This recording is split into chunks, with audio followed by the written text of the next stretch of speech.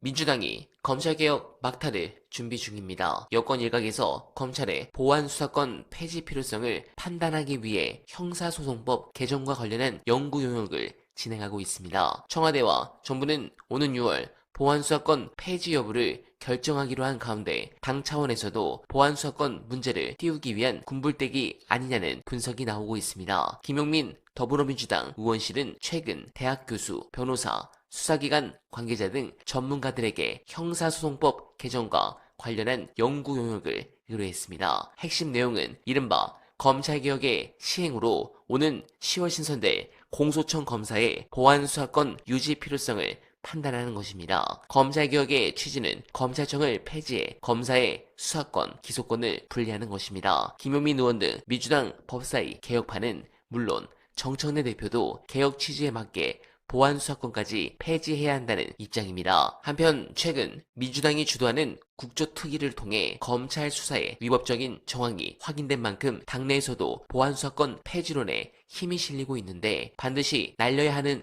핵심적 이유 끝까지 봐주시고 여러분들의 생각 댓글로 부탁드립니다. 이 요구가 수십 년째 나온 이유는 검사들이 국민의 인권 보호를 안 한 거예요. 지금까지 독재 정권 앞잡이질을 하고 민주화가 되고 나니까 지가 권력기관이 돼가지고 마구잡이로 검찰권을 휘두르니까 이게 단지 어떤 특정 개인의 인권을 침해하는 것이 아니라 우리 헌정 질서 전체를 위험으로 몰아넣고 있다는 인식 때문에 이 요구가 나온 거거든요.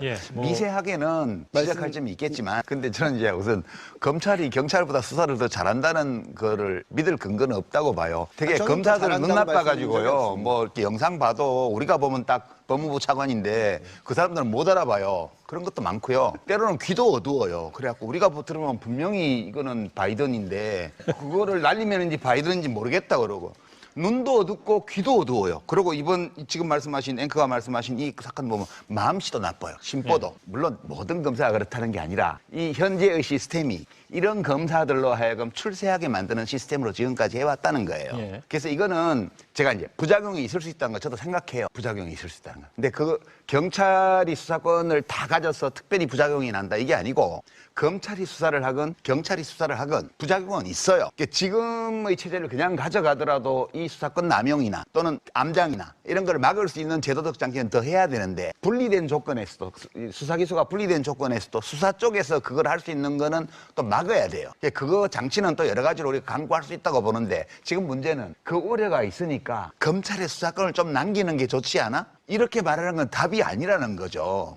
저는 이제 그 생각입니다. 보안수사권 제가 이해하는 바로는 그냥 수사권이에요. 앞에 보안자를 붙여놨지만 그냥 공소청에 수사권을 주는 거예요. 왜냐하면 어느 게 보안이 필요할지를 판단하는 건 공소청 검사가 판단하는 거니까 마음만 먹으면 무슨 사건이든 다 수사할 수 있어요. 그러니까 보안 수사권은 직접 수사권을 남겨주는 거예요, 검찰에. 이제 그렇기 때문에 이렇게 문제의식을 두고 보면 네, 공감합니다. 검찰개혁은 사실 수많은 이유가 있지만 이런 건의를 봐준 것 하나만으로도 끝입니다. 김건희 특검 수사에서 드러났듯이 김건희는 마치 자신이 대통령인 것처럼 행사하며 권한을 행사했습니다. 특히 공직을 주는 대가로 고가의 명품을 선물로 받는 건 민주주의 선진국가에서 도저히 일어날 수 없는 후진적 행태입니다. 그런데도 김건희는 재판에서 진술을 거부하거나 일체 혐의를 부인하는 뻔뻔한 태도로 일관하고 있습니다. 이번 김건희 항소심 재판처럼 다시는 이런 일이 없도록 단호하고 엄정한 판결이 내려져야 합니다. 여러분들은 어떻게 생각하십니까? 소중한 의견 댓글로 많이 부탁드리며 어나바는 오늘도 최선을